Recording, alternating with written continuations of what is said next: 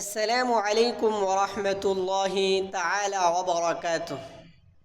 আলহামদুলিল্লাহ, আল্লাহ তাআলার অশেষ মেহেরবানি যে আল্লাহ তাআলা আজকে আমাদেরকে জুমার নামাজ আদায় করার জন্য দুনিয়ার সমস্ত কাজকে ত্যাগ করে আল্লাহ তাআলার গড়ে আসা এবং বসার জন্য সুযোগ করে দিয়েছেন। এজন্য আমরা সকলে একবার কালিমাতু শুকরিয়া আদায় করি আলহামদুলিল্লাহ। সম্মানিত উপস্থিতি, আজকে আমি ছোট্ট একখানা হাদিস তিলাওয়াত করেছি। আল্লাহর হাবিব সাল্লাল্লাহু আলাইহি সাল্লাম তিনি বলেন, সর্বোত্তম ইবাদত হচ্ছে কোরআনুল কারীমকে তিলাওয়াত করা। আল্লাহর নবী বিশ্ব নবী সরকারে দু আলম মুহাম্মদুর রাসূলুল্লাহ সাল্লাল্লাহু আলাইহি ওয়াসাল্লাম তিনি বলেন, আফদালুল ইবাদাতি তিলাওয়াতুল কুরআন। দুনিয়াতে যত ধরনের ইবাদত হতে পারে, তার থেকে উত্তম ইবাদত হচ্ছে কোরআনুল কারীমকে কি করা, তিলাওয়াত করা। অনেকে আমরা কোরআনুল কারীম তেলাওয়াত দূরের কথা, নামাজ পড়তে হয় যেই সমস্ত সূরাগুলো প্রয়োজন, যেই সমস্ত আয়াতগুলো প্রয়োজন, সেইগুলো আমরা জানি না, সেইগুলো আমরা মুখস্থ করতে পারি না।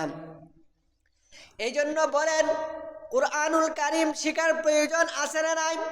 কোরআনুল কারীম যদি শিখতে হয় তাহলে ঘরে বসে শুধু যদি আমার সময়কে আমি নষ্ট করে তাহলে কোরআন আমি শিখতে পারবো না।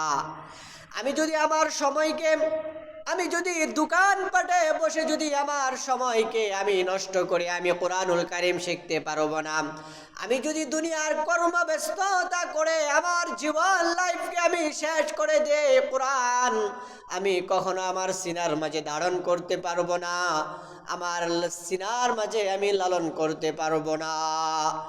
আর এই কোরআনকে যদি আমি আমার সিনার মাঝে ধারণ করতে পারি, আমি কোরআনকে যদি আমি মুখস্থ করে আমার শরীরে যদি থাকে, কিয়ামতের ময়দানে এই কোরআন আল্লাহ তাআলার কাছে সুপারিশ করবে।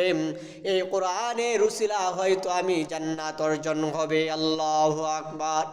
এই জন্য যুবক ভাইদেরকে আমি বলবো, ও যুবক ভাইরা, তোমরা প্রস্তুত হয়ে যাও।